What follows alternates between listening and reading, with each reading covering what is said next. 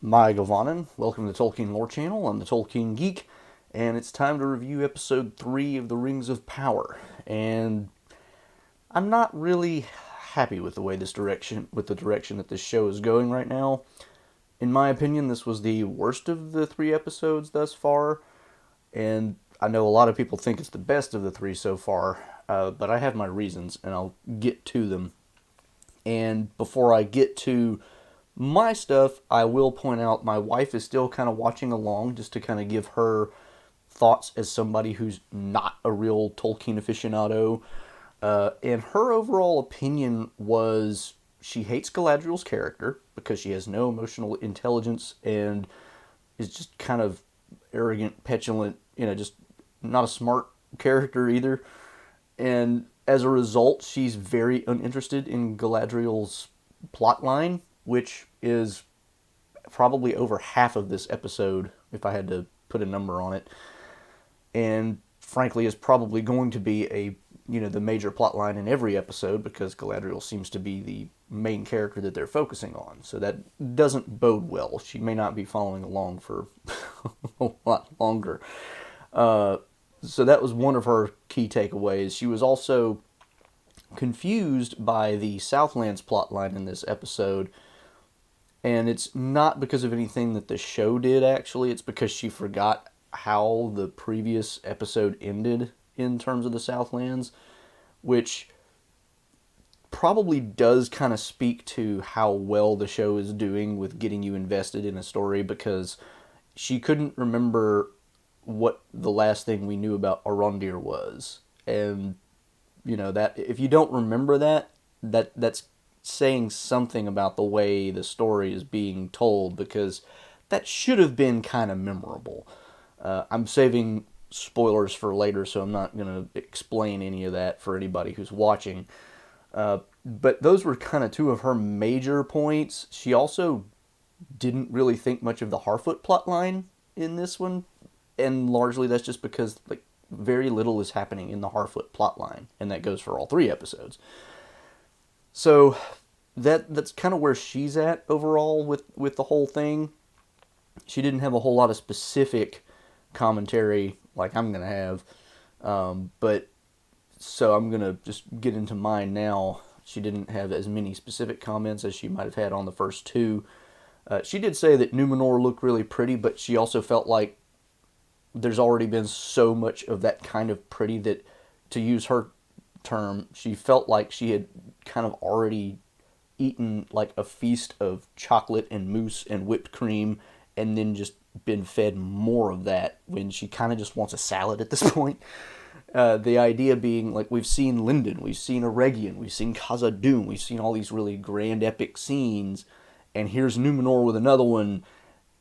Can we just see some really simple backgrounds and stuff like that? So it's like, yes, objectively the scenery is pretty, but also can we get something that's a little less grand maybe to mix it up? And I agree with that. In fact, that leads into one of my first comments about this show so far, which is it's becoming increasingly apparent to me that they're spending a lot of their time, energy, and money on giving the appearance of being really good without putting any effort into the actual bones of the thing that would have made it really good.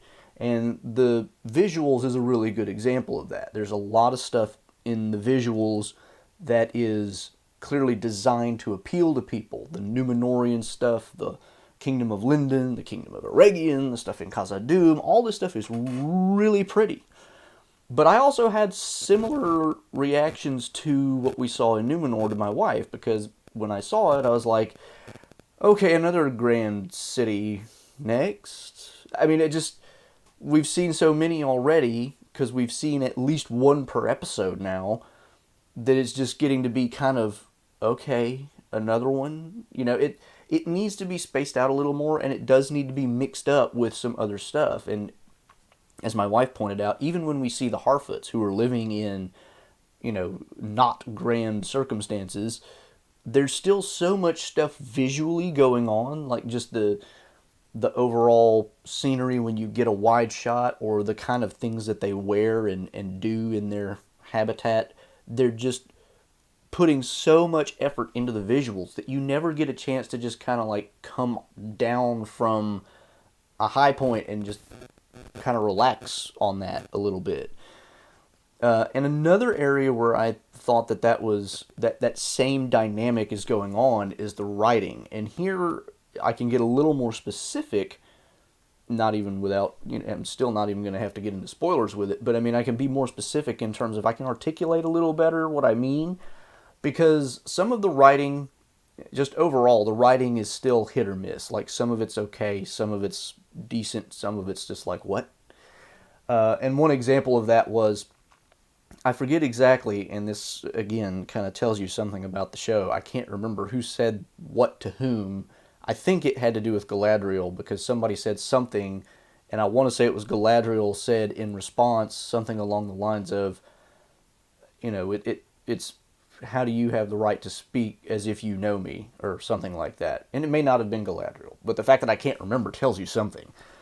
But what struck me about the line was whoever it was that says, why are you speaking as if you know me? The line that was in response to wasn't a line that would have implied, hey, I think I know you. And it's just like, what kind of dialogue is this?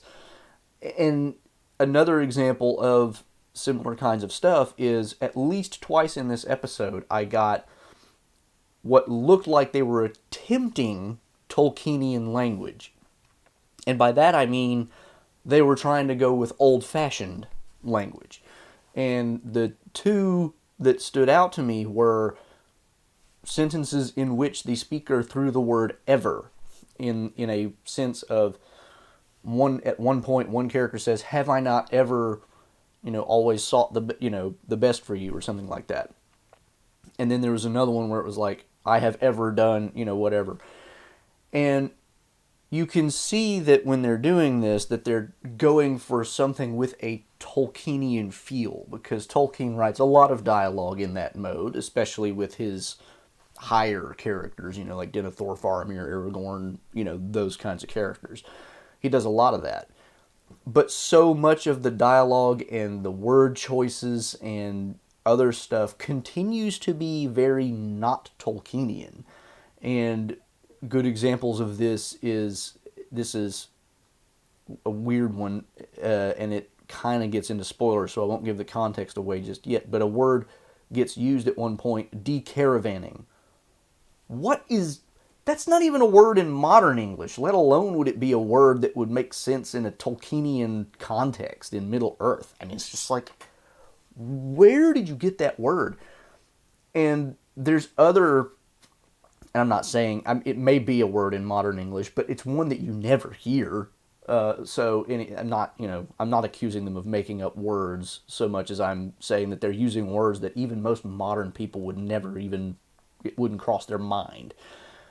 There's other words that get used that are similar to me, that, they just throw in these kinds of words that just strike me as so modern and so not Middle-earth that, it's like you're trying to kind of sound Tolkienian, but you don't really understand how to do it. You think that by throwing in the word ever in a certain context, or by inverting your noun and verb in the grammar or something like that, makes it all sound like, oh, it's old-timey Tolkien stuff. It's not that simple. Tolkien knew how to write in a mode that requires a little more thought and effort than what these writers are putting in. So that's, that combined with the visuals and the way that's all playing out, it's like they're spending a ton of time and energy on trying to look like, hey, look at how awesome we can make this show. But if you look at the substance of it, it's like, but it's not that awesome. And in this particular episode, the awesome factor goes way down for me, and a lot of it has to do with the writing. Not so much the dialogue, although that's not great, but in terms of the story elements. And that's where I'm going to get into spoilers. Before I get to that, though, I did have one good thing to say about this episode, which is Lloyd Owens, who plays Elendil. He seems to be a pretty good actor, and I like the way he's, portraying his character so far. I'm not entirely happy with the way his character is developing and being written so far, but that, again, will come up in the spoilers. Most of the other new characters, we get introduced to Numenor in this episode, and we get to meet Miriel, who I don't even think is named, and that's another problem that they continue to do. Oh, we finally find out who Nori's mother, who might be her stepmother, is, and her name is Marigold. We didn't learn that in the first couple episodes, at least not that I caught. We don't know Muriel's name as far as I can tell, but we get that she's the Queen Regent. We get Pharazôn named, I think, once, and he's the Chancellor, but we have very little interaction with him. And we just, we even, well, that's kind of spoiler, so I won't mention that either. We get a lot of these characters introduced without really getting to know them, and so on top of the 4 plot lines we already had introduced in the 4 episodes, we've got a bunch of new characters that we now have to learn, and we get very little time with them. Some of them don't even get named, and it's just like, how are we supposed to, as viewers, keep up with all these people if we don't already know kind of who they are? I, as a person who knows Tolkien and who kept up with a lot of the stuff before the show, I could keep up with that. Like, I knew who Muriel was. I knew that she was the Queen Regent going into this, and so that was easy for me. But, when my wife talked about the episode, she just called her the Queen Regent, because that's all she knows to call her. Her name doesn't come up. So, and I just find it really annoying that they can't give us names and be a little more proactive about investing us into these characters that we're getting introduced to. It's just kind of lazy and sloppy. I think one of the things that they should have done with this show is started with maybe 2 or 3 plot lines and gradually introduced more as we get pretty firmly connected with the ones we already have going. And one of the ones that I think they should have waited on was the Harfoot plot line, because very little is happening in that plot line. It's really all about Meteor Man and then just drama on the side. And I'll explain that later. And then the Southlands plot line probably could have waited. Or you could have waited with Elrond's plot line. And the reason I say that is Elrond's plot line doesn't even pop up in this episode. He doesn't make an appearance. The dwarves don't make an appearance. We don't see Gil-galad or Celebrimbor either. It's all about Galadriel, Nori and Meteor Man, and Arondir. We don't even get to see Bronwyn and Theo in this episode. So, I mean, it's only half of the Southlands plotline going on. So, of the 4 established plot lines we had, we dropped 1.5 and have, followed that. And then even then, like the Numenor plotline with Galadriel and Halbrand, they kind of split up for a while, so it's like that becomes 2 plot lines. And then we add in some stuff with Elendil and his family, which is going to develop into a plot line, I think. So it's like, guys, slow down. We have 8 episodes. We're 3 episodes in. We have too many plot lines to follow, and I can't keep up with them enough to be interested in them. It's poorly executed. And this is what I meant by the pace seeming slow. Like, most of the stuff that's going on, like, if you want to cover this many plot lines, you got to be quick and get things done in those plot lines before they become stale.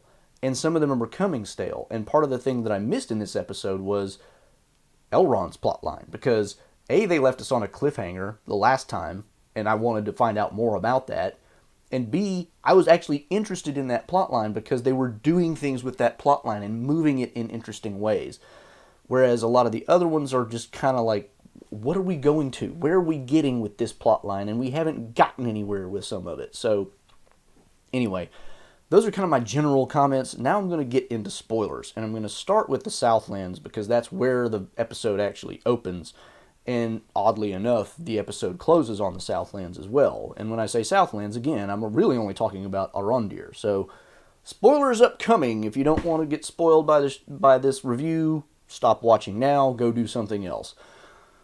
So, of course, at the end of the second episode, the last thing we saw of Arondir was he had been grabbed from behind by presumably orcs. Yes, of course, it's orcs. And now we get to see where he ends up. He gets dragged through basically a large trench, which has some kind of covering over it to keep the sunlight off the orcs. And he gets thrown out into an open area where there are already a bunch of other prisoners digging the trench further and further. And he gets, chained up with the rest of them and told to dig. As it turns out, his watchwarden and the other elf that he was with in the early part of the Southlands plotline are already prisoners here. How did that happen? I am having a hard time figuring that one out, and it's not explained, because what happened in the previous 2 episodes was, their plan was to leave the Southlands because Gil-galad had declared the days of peace were there, and they were just going to abandon the territory. And Arondir then comes to meet Bronwyn because, he's in love with her apparently, and the other elves, he says, are probably looking for him, but we don't actually know that. But if they're looking for him, they're behind, because he must have left before they started looking for him. And then they almost immediately set off for Hordern, which is where they find the tunnel that he ends up following and then getting captured in. Now, granted, in the tunnel, he's traveling slower than he otherwise might, but if the orcs have only just managed to dig far enough to get to the town where Bronwyn lives, they're not all the way to Tirharad, where the elves are, stationed. And so if they were going to get captured by the orcs, they might get captured at roughly the same time as him, but we get the impression that they've been there longer than he has, because he's kind of getting dragged there and like half unconscious, and they're already out there chained and working. It's like, how does this happen? Like the time, the things that happen with this show in time compression, it's not even just time compression, it's just they don't seem to care about the timing of events and how they can relate to each other. This seems bizarre. So that's one problem with this plot line. But anyway, his plot line doesn't get a whole lot of time devoted to it, but essentially what happens is, they're out there working. The watchwarden says, if anybody gets a chance, then we need to get to the top of this trench and see where the closest tree line is, and then we can try to figure out a way to escape and get there. And as long as one of us makes it out, then we can go get somebody to come and attack and just sweep these orcs out of here. Which is a nice idea, except I'll get to that a little bit later, I guess. But as time goes on, they reach a point in the trench where they're blocked by a massive root system from this large tree. And the orcs are like, why aren't y'all working? And the guy's like, well, the watchwarden says, we can't go any further. There's a tree in the way. And so one of the orcs says, well, cut it down. And the watchwarden's like, well, this tree has stood here since before you crawled out of whatever hole, or, and it's earned its right to be here. And I'm just sitting here thinking, I mean, elves love trees, but it's not like they never cut them down. This is one of those things that Peter Jackson's movies did, I think, to people's perceptions of elves. And I think a lot of people had this perception even before. Elves burn wood for fire. There's a hall of fire in Elrond's house. There's fires in the woodland realm when Bilbo and Thorin and company are traveling through it, and they try to get food from the elves who are partying in the woods. I mean, it's not like elves think trees are sacred. They have to use them to build, to burn, for furnaces. I mean, like, where do you think they got the ability to forge swords and later on rings of power? You have to burn something to do that. And you have to start with wood. I mean, you just can't get anywhere as a civilization without chopping down trees. It just doesn't work. So this idea that the elves would be this eat up about trees is just a little bit weird to me. But at any rate, he kind of pushes back against the orcs, and the orcs are about to get all ugly with him, and then one of them's like, you're showing some strength, so you've earned your company a water ration. So he gives water to the watchwarden, who's like really suspicious, and he drinks it. The water's fine. He hands it to Arondir drinks it. It's fine. He hands it to the other elf who was with Arondir early. He starts drinking it, and then the orc just sweeps out his sword and cuts the guy's throat. And then he falls down and dies, which Given what Arondir said in a previous episode, which I didn't touch on at the time, he mentioned that their wounds to the elves heal mostly of their own accord. And this guy got cut in the throat, but it's obviously a shallow cut.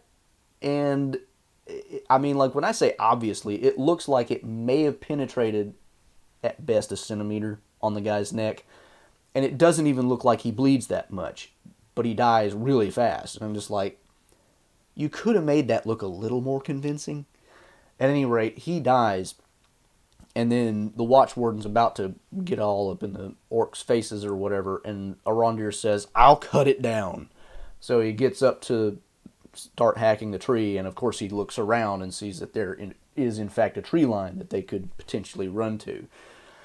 And then later on, they finally do make their escape attempt, and this is where things get a little nutty.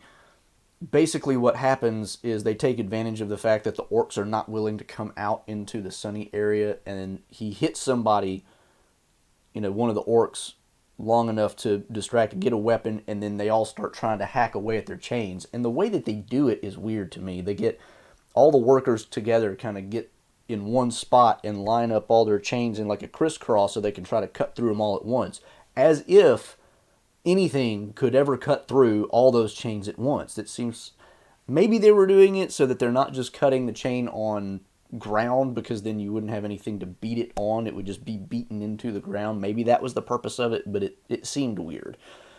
Anyway, they're using their chains kind of as whips to keep the orcs at bay while they, continue to try to break their chains, and it's not going super well. And my impression of this was, did anybody really think this plan was going to work? Nevertheless, it kind of almost does, as we will see, because the orcs who can't stand to go out into the sun, one of them actually tries and gets grabbed by, I forget who, but they like pull off whatever clothing he's wearing, and it's like, and I'm just, orcs don't burn in sunlight. They just don't like it, okay? I mean, don't turn this into he's a vampire and he's going to melt away in the sun. That's just, so cheap. Anyway, the orcs finally give up the idea of trying to attack the elves and the other prisoners in, just open sunlight, and they say, "Bring out the warg!" And then they bring out the warg, and my word, it is butt ugly. And I don't mean that in a good way. I mean, like, it looks... People were sharing on Twitter, somebody, I forget who it was, shared on Twitter an image of one of the hyenas from The Lion King, and was like, this is basically what it is. And I'm like, that is surprisingly accurate, and that's not a good thing. So that was terrible. But anyway, the warg attacks, and then we get a fight scene where, again, they don't know how to do fight scenes in this show. Their fight scenes are awful. They cannot choreograph these things for anything, because instantly somebody tries to get into it with the warg with something like a spear. It's not an actual spear, but I mean, effectively they're using what they have as a spear, and just uselessly misses and then does nothing, and then the warg tears him to shreds. And then another one uselessly gets creamed by the warg.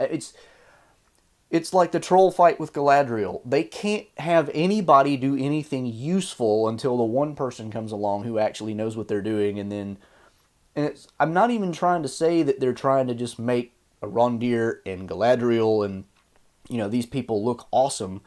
It's not that. It's just they apparently don't know how to shoot a fight where a person can be engaged and look competent and still die. Like, they don't know how to do it, it seems, because two people get absolutely slaughtered by the warg, and then Arondir uses his chain to kind of wrap around the warg and then get it trapped under the tree roots of the tree that they were supposed to cut down, and then keeps it trapped there while Watchwarden uses a weapon. And we still don't know this guy's name either, by the way. It's like all we know him is the Watchwarden. Really? Anyway, he cuts his chain finally. He gets basically like a shovel as a platform, so at least they were kind of smart with that, and he finally hacks through it, which I still find a little hard to believe. Those chains look pretty well forged. They didn't look like nothing chains, and he's got primitive tools to work with, but he still manages to cut through it. Okay, fine, whatever. he finally cuts through it and he gets out and he makes off. And Arondir's like, okay, good, now I can. And then the warg's about to come out and get him.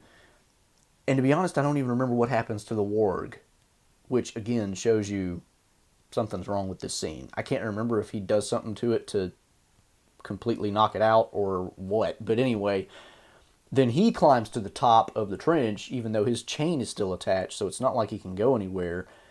And he sees that the watch warden is just standing there, and he kind of slowly turns around, and there's an arrow sticking out of his chest, which means it had to have come from way out in front of him in the tree line, which means there must be orcs out there in the tree line. The elves with their sharp eyes never saw this, apparently. And this guy gets hit with an arrow, just out. And it's not like the tree line is that close either. I mean, it's pretty distant. Probably at least a couple hundred yards, I'd say. I'm not a very good judge of distance. But anyway, and then as he turns around, he gets shot again. And elves with their wounds that heal mostly of their own accord apparently die very quickly from a couple of arrows because he drops and he's dead. And then, of course, Arondir gets pulled back down, and the orcs are about to just execute him on the spot. And then one of them's like, no, bring him to Adar. And by the way, we have heard that name before in this episode because they were talking about how their leader apparently is named Adar, and the Watch Warden says, Sauron had many names, maybe this is one of them, because Arondir asks why would they use an elvish name of their leader. So now it's like, okay, we're going to meet Adar, and then they're chanting the name, and we see a character coming up with a blurred out background, so we can't really see who it is. And as he gets kind of close, end of episode. So like I said, the Southlands is where we end the episode as well as where we begin it. And that, this is another thing that I am finding annoying about this show is all the cliffhangers. At the end of episode 1, Galadriel jumps out of the boat and we get the meteor. At the end of episode 2, we see the Dwarf King Durin open a casket and there's something in it, and they linger on that shot like, what is it? What's black? And now we get this one where it's like, oh, there's whoever this person is in it, black. It's like, guys, it's Lord of the Rings. It's not a thriller. Stop giving me cliffhangers. This is stupid. If you can't keep your people engaged without doing cliffhangers so that they try to come back every week to find out what it was that they didn't learn last time, you're not writing your show well enough. You shouldn't have to do that. That's the Southlands. Harfoots I'll cover next because they'll be quick, and then Numenor I'll do last because that's the bulk of the episode, and there's a lot to talk about there. The Harfoots, not much happens, honestly. Nori, of course, after the last episode, wanted to find out more about the star formation, the constellation that the stranger was creating with the fireflies. And Poppy's like, I don't want to help you. The guy murders fireflies. But she threatens to basically out that she put fireweed in somebody's toe cream. And I'm like, okay, toe cream. And okay, sure. And so she watches while Nori goes into Sadok's wagon to find his book, which is where she expects to find information. Sadok is leading like some kind of ceremony that apparently they do before they set off on their migration. Meanwhile, of course, Nori's dad, Largo, who we barely know his name for that matter, he's still with a bum leg, and people are worried that he's not going to be able to make it. And, one of my thoughts was, like, wasn't the whole point of Nori's mom, Marigold, or stepmom, not sure which, wasn't one of the points that she made that we Harfoots look after each other? They're worried about being just left behind, but apparently, so Harfoots don't look after each other, I guess. Anyway, Nori gets in, she, looks at the book, she finds the constellation, she pulls out the page that it's on, or starts to, and then Sadok comes back and he's going to grab a speech that he wrote for the occasion, which, what is it with these people in written speeches? Elrond writes a speech for Gil-galad, Sadok writes a speech for himself. It's like, hobbits, and let's face it, that's what these Harfoots are, they're hobbits, are known for liking short, sweet, speeches that don't really say anything besides what everybody already knows anyway.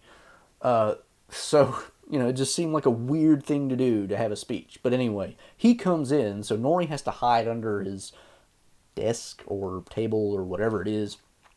And Poppy tries to distract him so that Nori can get the page, which was still on the top of the table. And it results in, comedy, but not very good comedy. And eventually she does get the page, and Sadok does leave, and so Nori gets out. And she doesn't really look at the page, but leaves it somewhere and goes and sits down while Sadok goes on this speech about the people that have been left behind. And left behind in this context means died or something in some way, because he goes on about people who have been lost in mudslides, people who have been lost to wolves, and seemingly Poppy, who is Nori's best friend, apparently her whole family was like lost somehow. I can't remember if they were the mudslide example or what, but they're talking about these people who have been left behind. And they call them left behind, even though it's not like they just left them behind and they died. It's they died and therefore they were left behind in a metaphorical sense. So that brings the whole idea of Largo and the other Brandyfoots being left behind because of his bad leg. That gives a whole different serious meaning to this. And it's like, these Harfoots are hard. I don't want to use the word, but you know what I'm going to say. Like, if that was a second word following that, you know what I mean.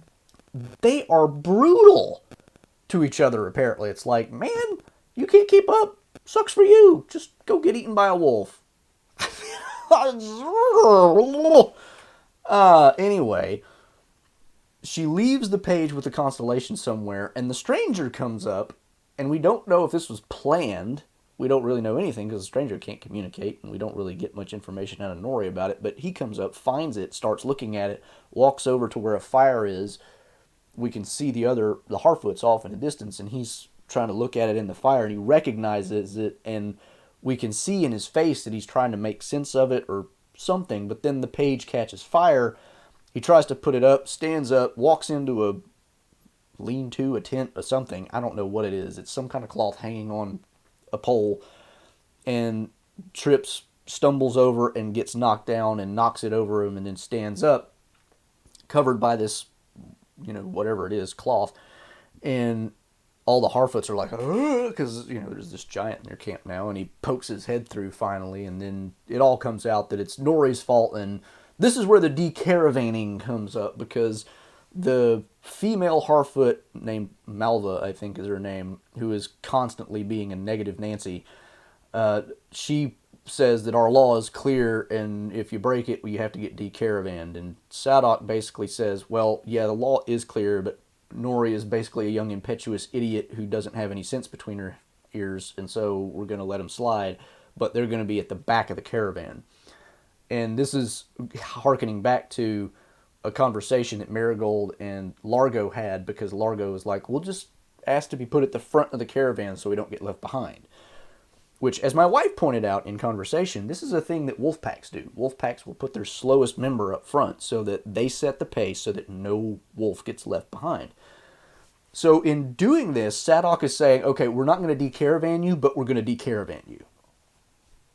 And bear in mind that all the evidence that comes out is that it's entirely Nori's doing, not Largo's. And so it's like, if they wanted to leave somebody behind, it would be Nori, but he's going to leave their entire family behind because of what Nori did. And by the way, the whole time they're discussing all this, the stranger's just standing over there watching the proceedings, clearly not hurting anybody. So it's not like he's doing any harm or even causing a ruckus. So because Nori has talked to a big person who is not harming anybody, they're going to put him at the back where Largo is sure to fall behind and thus decaravan them implicitly, and then they're all just probably going to die because they won't have the rest of the group to... It's just... Oh my gosh, these people are just... Nevertheless, they do, of course, end up going with the rest of the group on the migration at the back, and they're having a really hard time keeping up because Largo somehow is walking around on his foot, but he acts like it's his back that's his problem. I don't understand that. And then they stop at one point, and Poppy is right in front of them, and she looks back and is feeling really sorry for him, and then their cart just kind of moves by itself, and out pops the stranger. And Nori's like, well, this is how we make it. The stranger helps us and we help him. And it's just like, you almost got decaravanned for having the stranger being somebody that you talk to outside the camp, and now you're going to actively recruit his assistance. That's not going to lead to decaravanning, because if they're willing to have him help you and not decaravan you, why would they be decaravanning you? It doesn't make any sense. It doesn't make any sense. And that's the last we see of the Harfoots, thank goodness. So now it may seem like a lot has gone on in the Harfoot plotline, but if you think about it, what has actually happened? There's been a lot of drama about the migration and how they're, in danger and how they should all stick together and all that, and, no real development of anything going on. And then Meteor Man lands and Nori tries to help him, and we still don't know anything about him or who he is. That's the Harfoot plotline in a nutshell in 3 episodes of following it. So again, slow pace. Nothing is happening. Step it up. Bring us somewhere with this, because it's not going anywhere, and I don't want to watch a plotline for 8 episodes just to find out something happened that might be relevant to what's going on elsewhere in Middle Earth. That's just not. It's just not good writing. It's just not. So yeah, there's the Harfoot plotline, and now we can look at Numenor, which is really annoying on multiple levels. And again, this comes down in part to Galadriel, who, as my wife said, is arrogant, hot-headed, and just not smart. We start with Halbrand and Galadriel in the hold of the ship that came across them at the end of the prior episode, and we end up seeing Halbrand's already awake. He's eating, gives Galadriel some of the food, and he says, don't worry, it's not poison if that's what you're worried about, at least not for humans, which is such a strange joke to make. I mean, like, humans and elves eat the same food. Like, what? Anyway, I just found that stupid.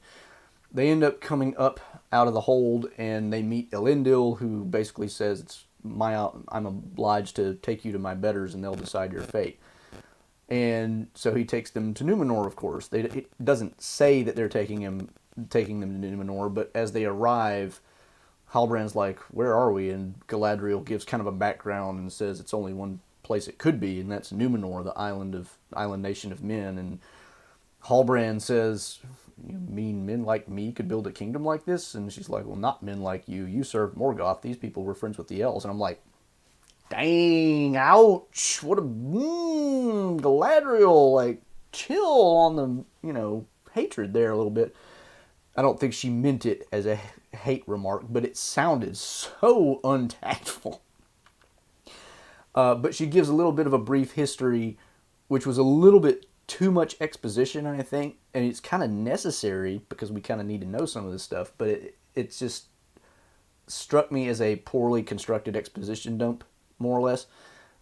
And she talks about how at one time elves were friendly with Numenor, but now they've been excluded from Numenor for a while, and so they're probably hostile. And naturally enough, Halbrand therefore advises, well, maybe we should be diplomatic in here and not ruffle any feathers.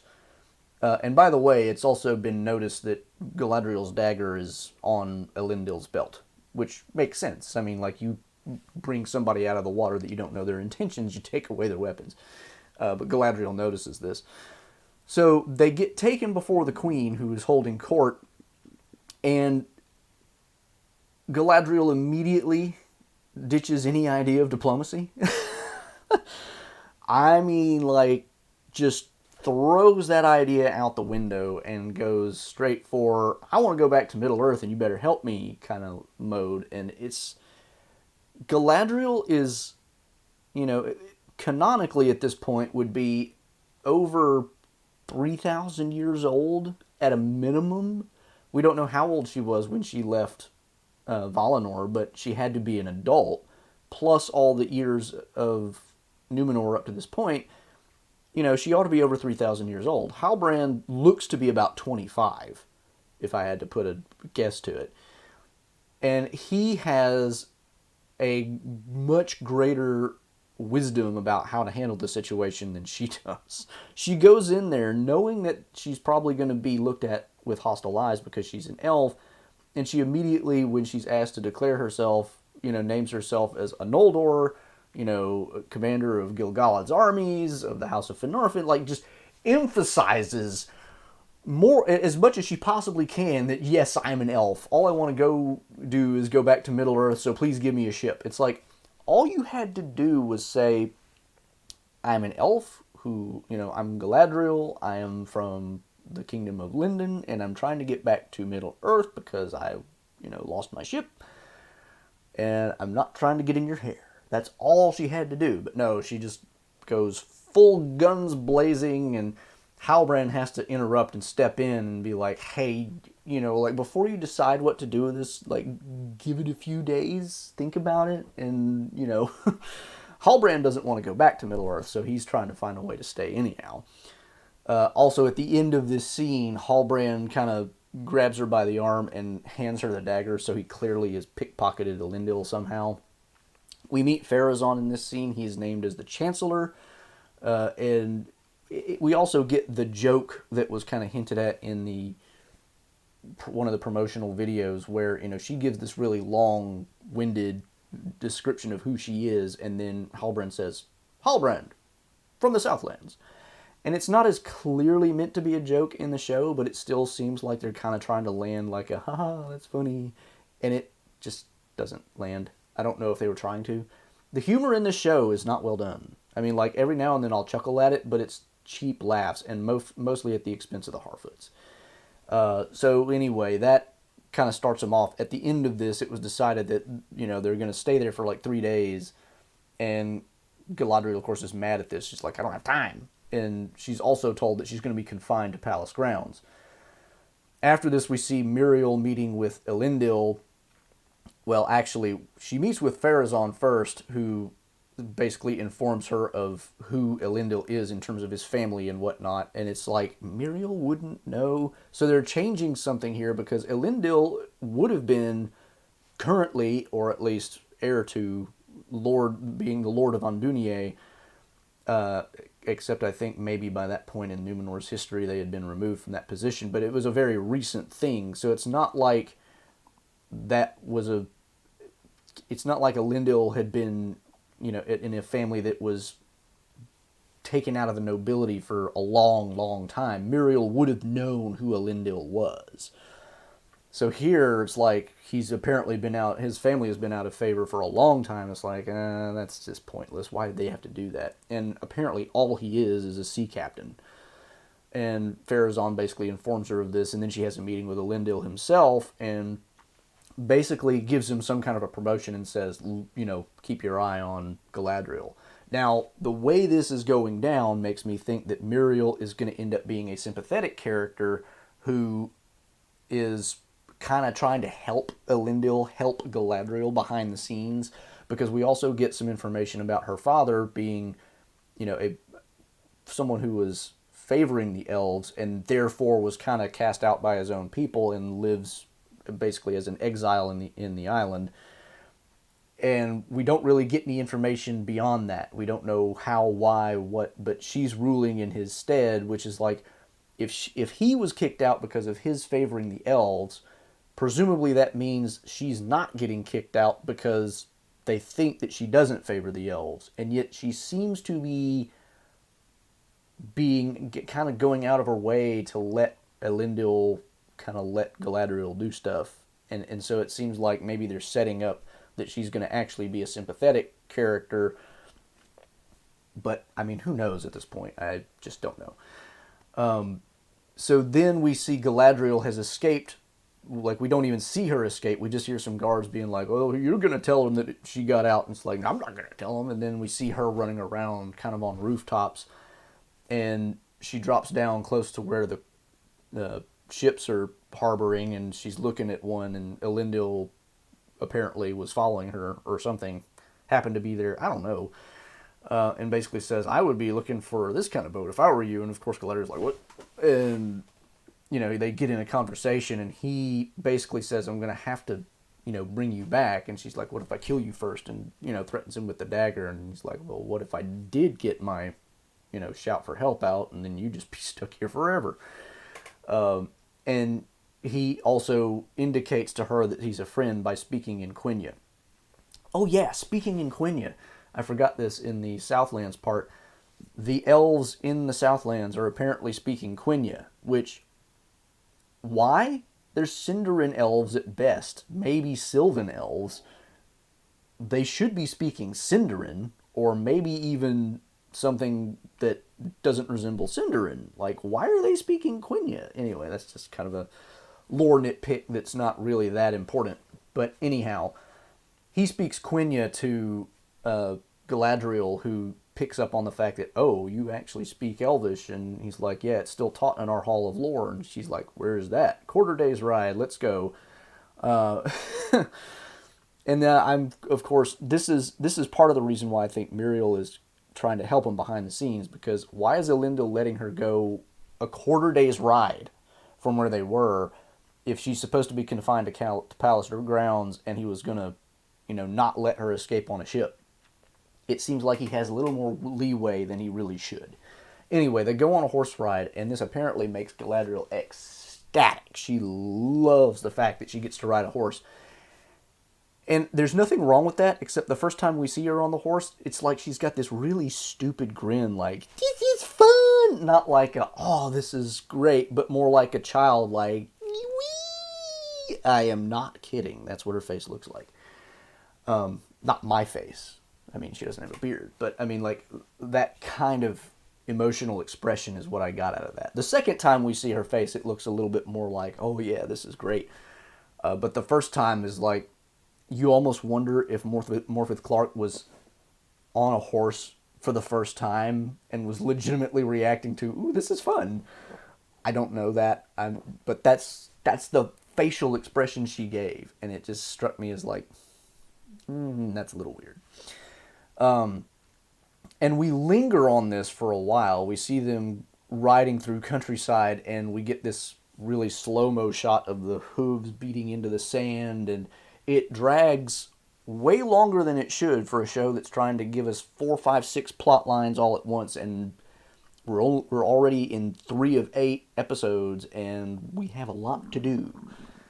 It's like, I don't mind lingering on things, but it seems like they linger on things that they shouldn't, and then they just don't get where they need to with other stuff. Anyway, the main point being they get to the Hall of Lore, and of course Galadriel's reason for wanting to go here is to find out about that mysterious symbol that was on Finrod's body and that nobody could understand. Even our wisest couldn't discern the meaning of the symbol. So she draws a makeshift version of it, and Elendil gives it to whoever is the librarian for the day, I guess, and says, we're looking for any information you have on this. And then they have a conversation while this is going on, and they end up talking about Elros and Elrond. She mentions, I didn't know that Elros built this. And he's like, oh yeah, you would have known Elros. That's amazing. And then there's a tapestry, I think it's a tapestry, where it shows Elrond on one hand and Elros on the other, and they're kind of going their separate ways. And she mentions that she was always closer to Elrond. Which, okay, we get a nice little throw there to stuff. And another example of things being kind of thrown out there to be like a lore Easter egg is Sadok, in the conversation after the stranger comes up, says, I've heard of people becoming stars, but not the other way around. Obvious reference to Eärendil. It's like, what? How would the Harfoots know this story? They keep away from men and elves, as a rule, so much. How would they pick up on the story of Eärendil? They're way too far east to have gotten that story from any elf that would have known about it. Like, anyway, just further examples of the writing not really making any sense. So they have this conversation. It doesn't really tell us a whole heck of a lot, but then the librarian or whoever comes back and brings some parchments, and Elendil looks at it, and it does have the same symbol on it, and he says that it's something that was recovered from a spy who was retrieved from an enemy dungeon somewhere, and he drew this to remember where the tower was or something like that. And then she's like, oh my gosh, I've been blind. And then she looks over at a map and is like, this is a map of the Southlands, and it's, it's like the White Mountains, and then it's Mordor, and this was speculated about long before the show started on Twitter, Matt over at Nerd of the Rings was one of the people who did this. Shout out to him.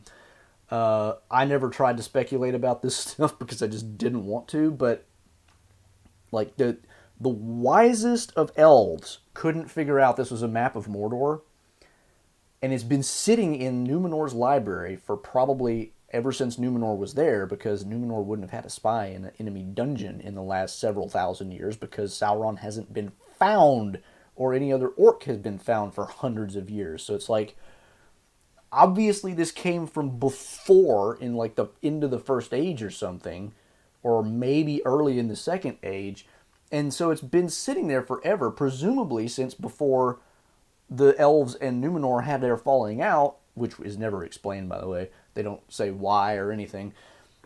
And yet nobody thought to figure out like what this symbol is and what it could possibly mean. This to me is one of the worst examples of the writing. And it shows that one of the things they're trying to do, they want to hit certain beats, and they're not writing the music to make that beat fit in naturally, so to speak. They are just like, I want to hit an F sharp right here. This music sounds good. F sharp. And it's just completely out. And it's like, why? You couldn't make that work a little better. The wisest elves couldn't figure it out, but people out on Twitter could. And it took Galadriel being talked to by Elendil, who somehow knew the provenance of this document. And then the other crazy thing about it is, he's like, what's the inscription? Oh, Galadriel says, that's black speech. And it says that it's about a plan to be enacted in the event of Morgoth's defeat, about a place where they could have a realm of their own and blah, blah, blah. That's when she figures out that it's Mordor, because it's talking about a place, which doesn't even make sense, because the whole point of the map was that the prisoner drew it to figure out, to remember where the tower, where it was, which in context seems to mean where he was being kept, not where the plan was to go to. But anyway, so she can read black speech? Like, Isildur couldn't read black speech. Nobody probably could read black speech. It's like, how does she know black speech? The black speech, okay, obviously they're messing with the lore here, because the black speech was invented by Sauron after the First Age, and he hasn't been seen in this show since the First Age, so he hasn't invented it yet, or if he has, it's not something anybody would know about. So obviously they're trying to treat it as like the black speech goes all the way back to the First Age, which it didn't, but okay, fine, we're bending the lore, whatever. The other problem I have with this is, why is this symbol on Finrod's arm? Why is Sauron leaving clues for just anybody to find that, oh, by the way, I'm putting my secret base in Mordor? I mean, really? Why is it in the fortress in the far north? She said that that's where the orcs gathered after Morgoth was defeated. How she knew that, I don't know. But why was it just there in an anvil? And why would Sauron have put it there? Like, how would orcs in the far northwest of Middle-earth have figured out from that symbol that it meant Mordor, if the elves, who have been occupying the Southlands for hundreds of years, not figure this out? It makes no sense. And it's not even that they're just trying to make Galadriel look like the only smart one. I mean, she even self-deprecates and says, I've been blind. Yeah, you and literally everybody else for thousands of years, apparently.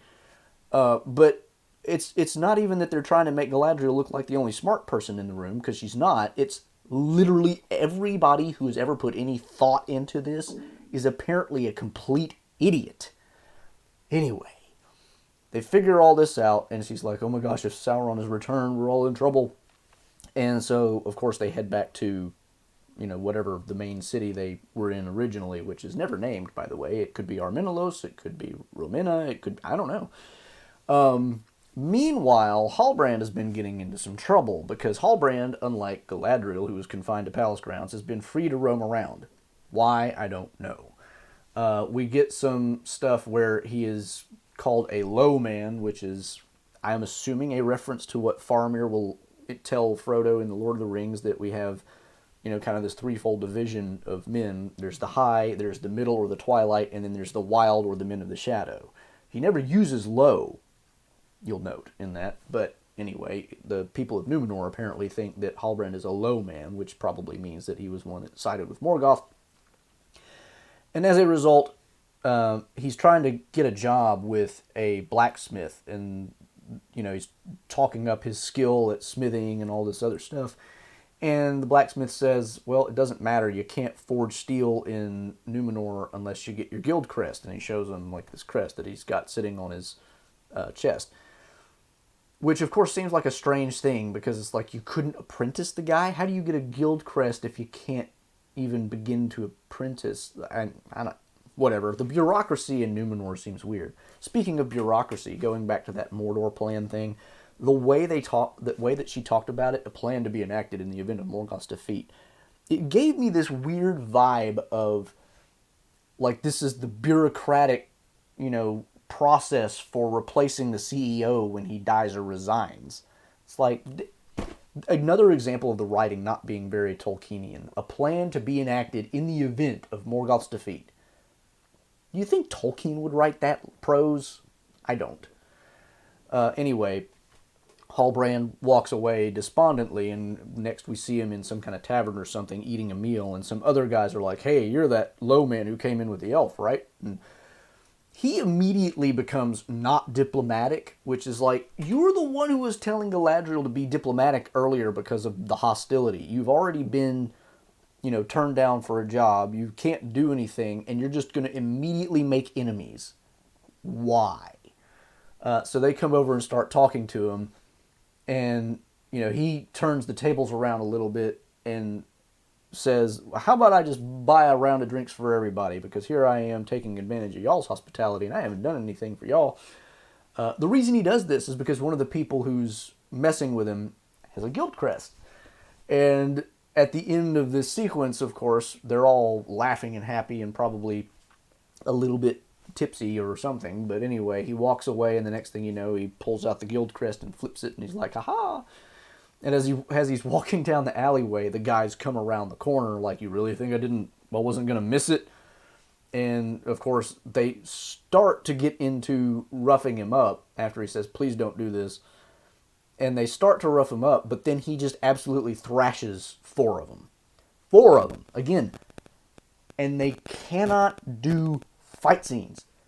The fight scenes in this are some of the worst aspect of this show so far. Every fight scene has been stupid. Every single time I'm like, why is that guy just standing there doing nothing? Why is he just letting him hit him like that? Why? The fight scenes are awful. At any rate, Halbrand takes them all out. One of them runs away and brings a bunch of guards, and they take him to jail, apparently. In a side note, we get some time with Isildur and Elendil and Isildur's sister, Eärien. We don't know much about Eärien yet. We know that Isildur apparently is training to be a sailor, and the first time we see him, he's on a boat, and the person on the boat is apparently the guy that's like training the cadets. They call them cadets, yes, which I don't like that either, frankly. But anyway, Isildur is kind of like looking off on the horizon in kind of a dreamy way and has to be brought back to reality by his shipmates, and it comes out that, he's just really eager to get out there. And I can't remember most of the conversation that he has after they come to shore, which, again, tells you something about the quality of the writing. It's not that memorable. Eärien meets him on the shore, and I don't remember much about that either.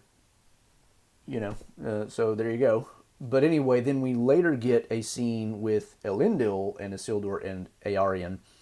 And Elendil is getting into this conversation with Isildur about his time as a cadet or whatever, and how he's going to, make pass whatever test or whatever they do. And he's like, I'm thinking about putting it off for a year. And, of course, Luke wants to go to Tashi Station to get some power converters, and Uncle Owen tells him that, you can waste time with your friends later. Wait, that's the wrong movie. But that's really the vibe you get out of this. Eärien, meanwhile, is kind of trying to defend him. We don't know exactly why, but Isildur brings up, well, you told Anarion, and so we know Anarion is in the show, at least. He has a brother named Anarion. And Elendil's like, I will tell you what I told Anarian. And we get interrupted because Arian gets a message delivered to her. And the message turns out to be, hey, you've been accepted into the Guild of Builders. Or I think it was the Guild of Builders. And he's like, wait, I thought they weren't reconsidering. And she's like, Isildur told me to reapply. And so he was going to go back to talk to Isildur, and he had left the table. This whole thing, this sequence where we see all this, is strange to me because on the one hand, Isildur really wants to get out there and sail, but he wants to put off doing whatever for a year. It's like, why? We get no explanation. I feel like I was somebody who just happened to be at the next table at a restaurant and overheard just enough of a conversation to know that there's family drama, but I know nothing about it. I have no explanation, and it has no significance to my life. I don't know why this scene is there. I just don't. It was just weird. But anyway, that's kind of what we get on the side with Elendil. Elendil comes down pretty hard on Isildur and Eärien for different things. And this is part of the character writing that I didn't like. It's like, I would rather him not be like that. If you wanted to create family drama within the family, there are plenty of good ways to do it. And one of them was, of course, put into the idea of the story by Tolkien himself at different stages, where somebody in that family was going to be a king's man versus a faithful. As you know, the father was going to be a faithful and the son a king's man.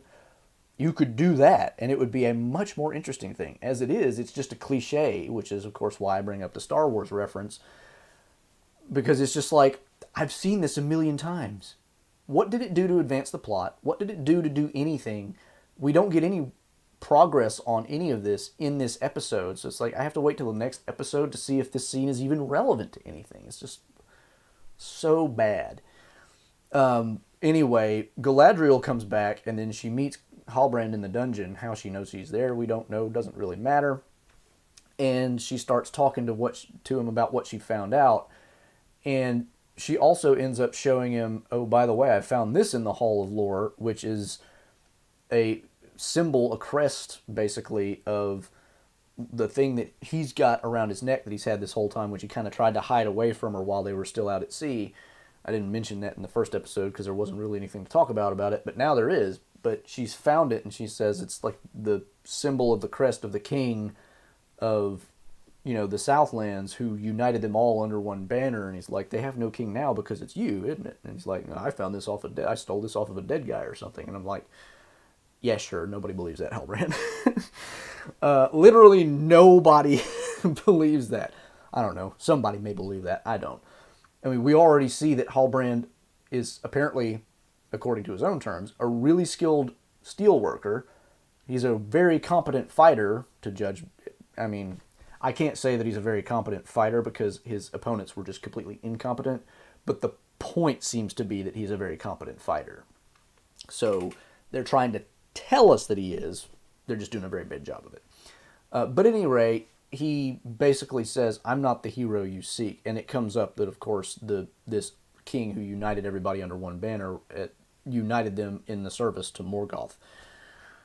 And he's kind of pointing that out as like, you know, I'm not the hero you seek. And of course, this gets back to that whole idea of like, you know, if your ancestor was bad, you know, 18 generations ago, then you still are tainted with his blood or whatever, like the Watchwarden said to Arondir in that other episode. It's like, man, Halbrand, of course, doesn't want to have anything to do with any of this, and so he's just trying to get out of it, but Galadriel is having none of it. She also says something along the lines of, he points out, you still don't have an army and you're not back in Middle-earth, and she says, that's all about to change. Presumably because she expects Queen Muriel, upon the discovery of this information about what the symbol means, to just roll over and give her an entire army to go to the Southlands and do whatever. And I'm sure that's exactly what's going to happen, because we've already seen in promotional materials that she and Halbrand are going to get armor and they're going to ride horses and they're going to do stuff battle-wise. And I'm sure that's how some of these plot lines are going to converge, but we don't get any indication of that yet. But, I mean, that's, to my memory anyway, and again, if I'm forgetting something, that tells you something about the writing. To my memory, that's more or less where this plotline peters out. So, looking back overall, most of the problems that were already there with the show are still there. The writing is at times okay, but many times clunky and sometimes downright bad in terms of the dialogue.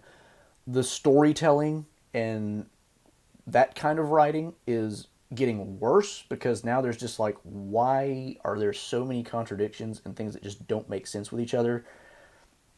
There are now more plot lines to follow, more scenes that don't seem connected to anything and therefore seem pointless. I mean, it's just, there's too much going on.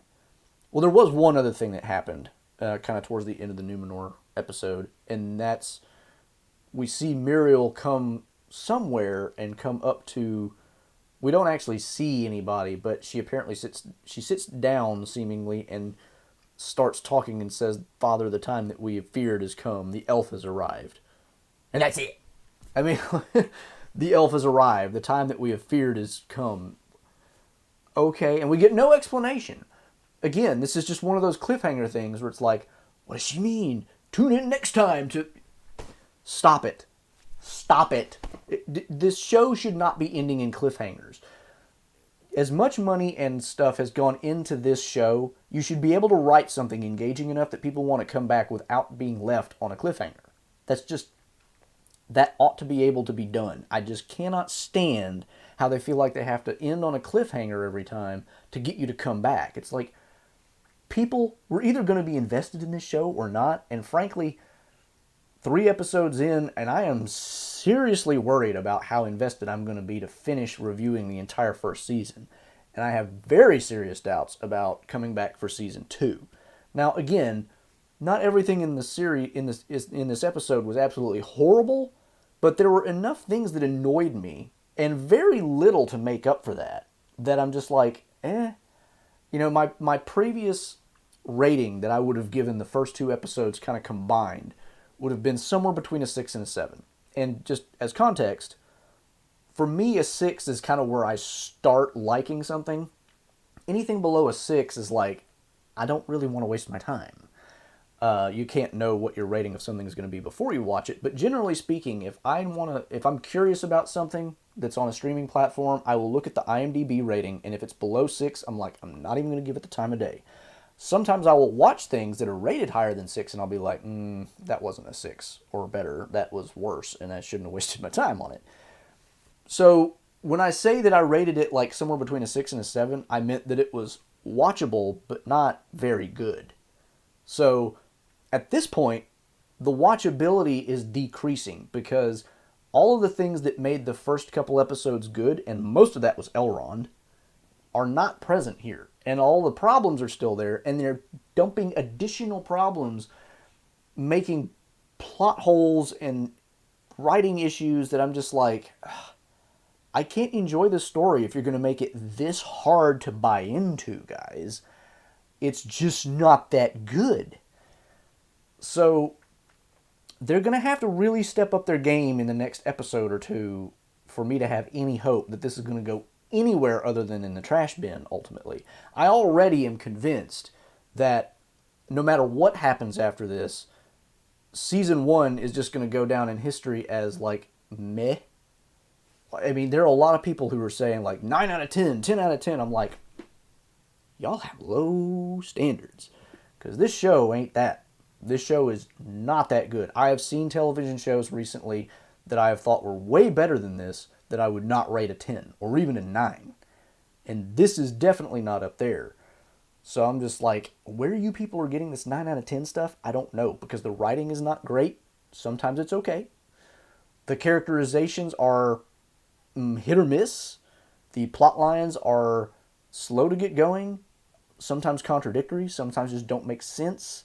Some of them are, why is this plot line here? Like, 3 episodes into an 8-episode season, I should be a little more bought in by now. I really should. So that is, I'm just going to leave it there. There's a many other things that I could comment on about this, but I didn't want to run too long. I've already gone way longer than I really intended.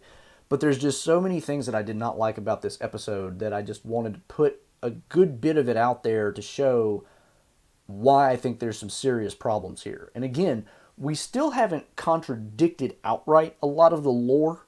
There are some contradictions. Like I said, Elendil being apparently completely unknown to Queen Muriel. makes no sense in terms of the lore. There's other things that don't make sense in terms of the lore, but so far there's still relatively little that is an outright contradiction, but it's still mostly just fan fiction, and it's not very well written fan fiction, and the character drama is not very good, except for Elrond, who we didn't get in this episode. Like, I want my Elrond. I liked his story, and you left it out. I hope they bring him back in episode 4. I'm sure they probably will, and we'll probably get lots of tension between him, Gil-galad, Celebrimbor, and Durin.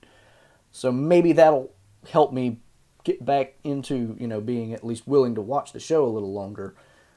But barring something like that, I mean, I'm just looking at this show going, this is a downhill slide, and I don't like the looks of the bottom of the hill.